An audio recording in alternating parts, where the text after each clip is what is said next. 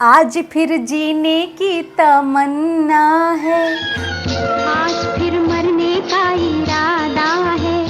तो दोस्तों आज हम बात करेंगे 1968 में आई फिल्म गाइड के बारे में। इस फिल्म में लीड रोल में थे लेजेंडरी एक्टर देवानंद और वहीदा रहमान।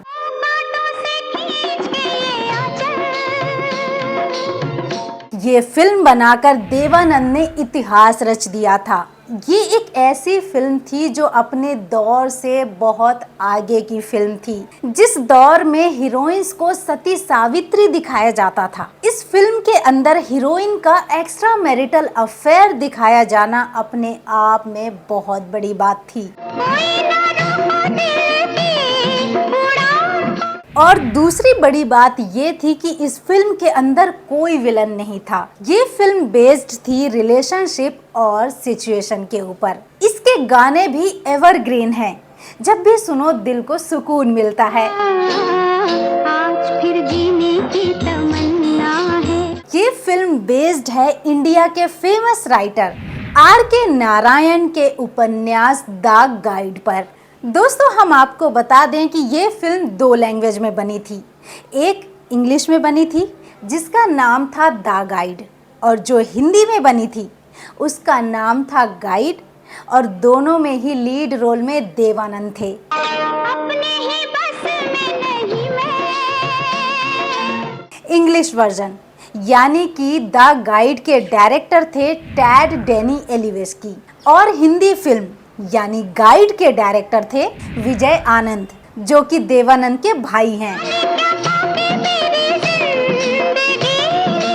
दोस्तों इस फिल्म के बनने की पीछे की कहानी बहुत ही दिलचस्प है। ये उन दिनों की बात है जब इंडियन सिनेमा इतना आगे नहीं निकला था और औरतों की आजादी के बारे में इतनी बातें नहीं की जाती थी। लेकिन R.K. नारायण के उपन्यास द गाइड में औरतों की आजादी के बारे में लिखा गया था। और जब नोबेल पुरस्कार विनर राइटर जो अमेरिकन थी, उनका नाम था पर्ल एस बक, उन्होंने ये उपन्यास पढ़ा तब वो शॉक्ड हो गईं। उन्हें पहले तो यकीन ही नहीं हुआ कि कोई इंडियन राइटर अपने दौर से इतने आगे के बारे में कैसे सोच सकता है और लिख सकता है। इस उपन्यास के लिए राइटर R.K. नारायण को भारत के प्रधानमंत्री पंडित जवाहरलाल नेहरू के हाथों से साहित्य अकादमी पुरस्कार भी मिल चुका था। तेरे मेरे सपने अब एक रंग। अब देवानंद और पर्ल एस बक ने साथ मिलकर ये फिल्म बनाने का फैसला कैसे लिया, ये जानने से पहले इनकी पहली मुलाकात का किस्सा जानना बहुत जरूरी है।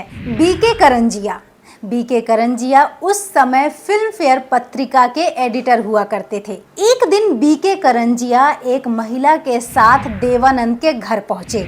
इस महिला का परिचय जब देवानंद से कराया गया तो देवानंद बहुत खुश हो गए कि इतनी बड़ी साहित्यकार उनसे मिलने आई हैं, और उनके साथ हॉलीवुड डायरेक्टर टैड डेनी एलिवेस्की भी थे। अब ये दोनों मिलकर यानी कि टैड डेनी एलिवेस्की और पर्ल एस बक देवानंद के साथ एक इंग्लिश फिल्म बनाना चाहते थे, और इसके लिए इन्होंने इंडियन राइटर की एक किताब के राइट्स भी खरीद लिए थे। लेकिन देवानंद को कैरेक्टर पसंद नहीं आया और उन्होंने फिल्म करने से मना कर दी।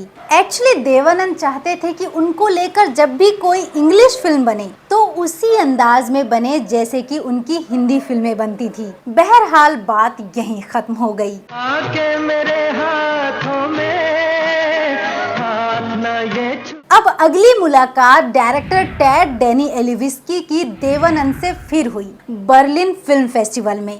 बर्लिन फिल्म फेस्टिवल में टैड अपनी फिल्म लेकर आए थे नो एग्जिट, और देवानंद अपनी फिल्म लेकर आए थे हम दोनों।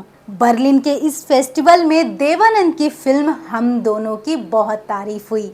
दुनिया भर के क्रिटिक्स ने इस फिल्म को लेकर खूब अच्छा लिखा, और एक बार फिर से डायरेक्टर टैड डेनी एलिवेस्की ने देवानंद के साथ एक इंडो यूएस फिल्म बनाने का ऑफर दिया। तब देवानंद के जहन में R.K. नारायण का उपन्यास द गाइड आया। किसी ने देवानंद के सामने इस उपन्यास के बारे में जिक्र किया था लेकिन देवानंद ने इस उपन्यास को पढ़ा नहीं था।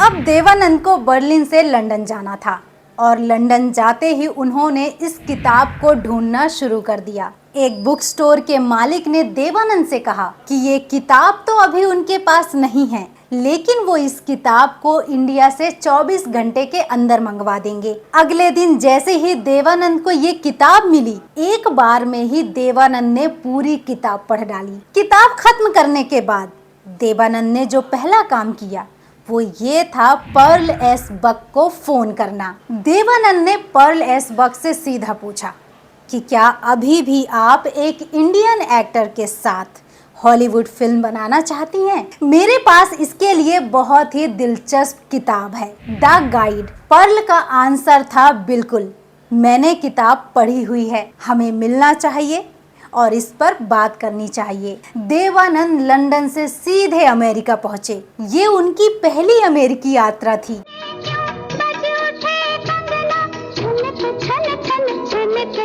अब दोनों की मुलाकात होती है लॉस एंजलिस के बेवर्ली हिल्स होटल में और सब कुछ फाइनल होने के बाद देवानंद ने राइटर आर के नारायण को फोन किया। आर के नारायण उस समय मैसूर में रहते थे। आर के नारायण देवानंद की आवाज सुनकर बहुत एक्साइटेड हो गए और इस बात का जिक्र देवानंद ने अपनी किताब में भी किया है। देवानंद ने आर के नारायण से कहा कि हम दोनों हॉलीवुड जा सकते हैं एक शानदार तरीके से। मुझे आपकी किताब द गाइड के फिल्म मेकिंग राइट्स दे दें। आर के नारायण का भी जवाब था कि हम मिलकर बात करते हैं। अब हॉलीवुड से देवानंद बेंगलोर आए और वहां से ड्राइव करते हुए मैसूर पहुंचे। डील पक्की हो गई।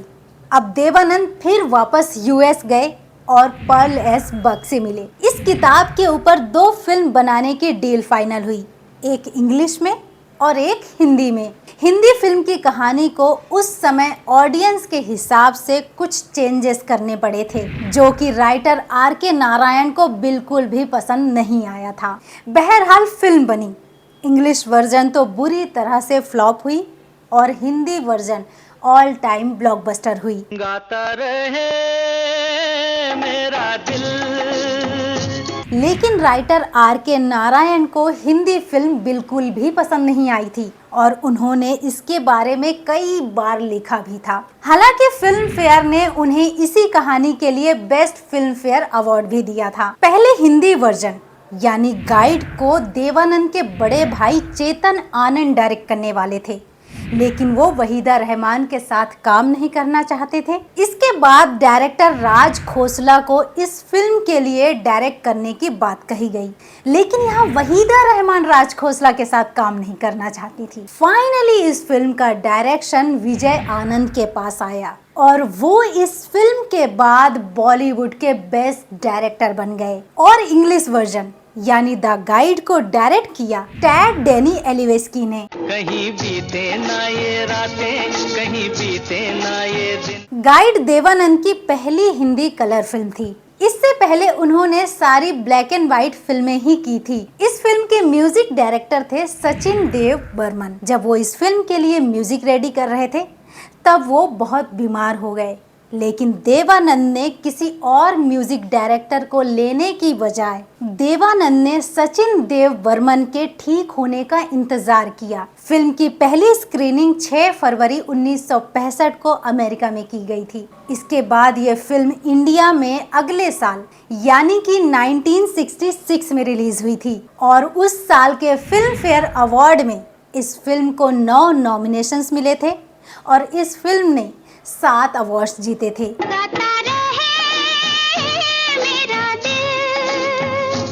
इस फिल्म का एवरग्रीन गाना आज फिर जीने की तमन्ना है राजस्थान के चित्तौड़ के उसी किले में फिल्माया गया है जहां रानी पद्मावती को देखने अलाउद्दीन खिलजी आया था और राजा रतन सिंह ने एक शीशे में रानी की झलक दिखाई थी। इस फिल्म के अंदर ऐसी ही एक सीक्वेंस है जहां वहीदा रहमान वही सीढ़ी पर आकर खड़ी होती हैं जहां रानी पद्मावती खड़ी हुई थी, और देवानंद वहीं दूर कमरे में खड़े होते हैं जहां अलाउद्दीन खिलजी ने खड़े होकर शीशे में पद्मावती को देखा था, और देवानंद ने सेम वैसे ही वहीदा रहमान को शीशे में देखा है। आज फिर जीने की तमन्ना है, आज फिर मरने का इस फिल्म के गाने लिखने के पीछे भी दिलचस्प किस्से हैं। इस फिल्म के गाने पहले लिख रहे थे हसरत जयपुरी। उन्होंने एक गाने का मुखड़ा भी लिख लिया था, लेकिन ये मुखड़ा देवानंद को पसंद नहीं आया, तो हसरत जयपुरी ने फिल्म ही छोड़ दी। इसके बाद शैलेंद्र की एंट्री हुई।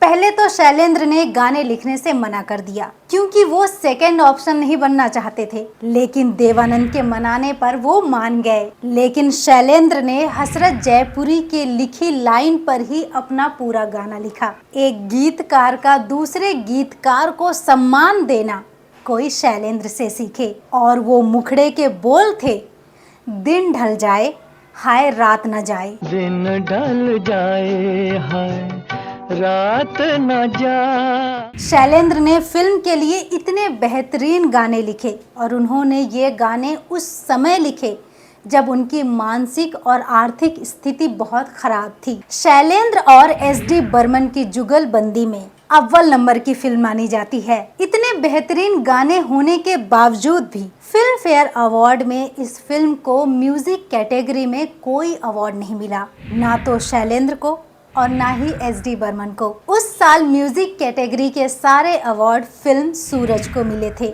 जिसके गीतकार थे हसरत जयपुरी और म्यूजिक डायरेक्टर थे शंकर जयकिशन। फिल्म सूरज के हिट गाने बहारो फूल बरसाओ मेरा महबूब आया है, इस गाने के लिए मोहम्मद रफ़ी को बेस्ट सिंगर का फिल्म फेयर अवार्ड दिया गया था। और गाइड के सुपर हिट गाने कांटों से खींच के ये आंचल, इसके लिए लता मंगेशकर को कोई अवार्ड नहीं दिया गया। तब मोहम्मद रफ़ी ने ये अवार्ड लेने से ही मना कर दिया था। इस अवार्ड को लेकर इतना बवाल मचा कि अगले साल से फिल्म फेयर को सिंगर कैटेगरी में मेल और फीमेल कैटेगरी अलग अलग करने पड़े। हाय रे हाय हाय देखो हाँ सैया बेईमान। इस फिल्म का बजट था 60 लाख और इस फिल्म ने 2 करोड़ का कलेक्शन किया था। दोस्तों, अब बात करते हैं फिल्म के क्रेडिट की। तो फिल्म की स्टोरी अडॉप्ट की गई थी आर.के. नारायण के उपन्यास द गाइड से। इसका स्क्रीन प्ले, डायलॉग्स और डायरेक्शन किया था विजय आनंद ने, और प्रोड्यूस किया था देवानंद ने। सिनेमेटोग्राफर थे फली मिस्त्री। फिल्म के एडिटर थे विजय आनंद और बाबू शेख। म्यूजिक डायरेक्टर थे एसडी बर्मन। फिल्म के गानों में अपनी आवाज दी थी एसडी बर्मन, मोहम्मद रफ़ी, लता मंगेशकर और किशोर कुमार ने। इसकी IMDb रेटिंग है 8.4। दोस्तों, इस वीडियो में इतना ही। जल्द ही मिलेंगे नेक्स्ट वीडियो में कोई और कंटेंट के साथ। Bye bye.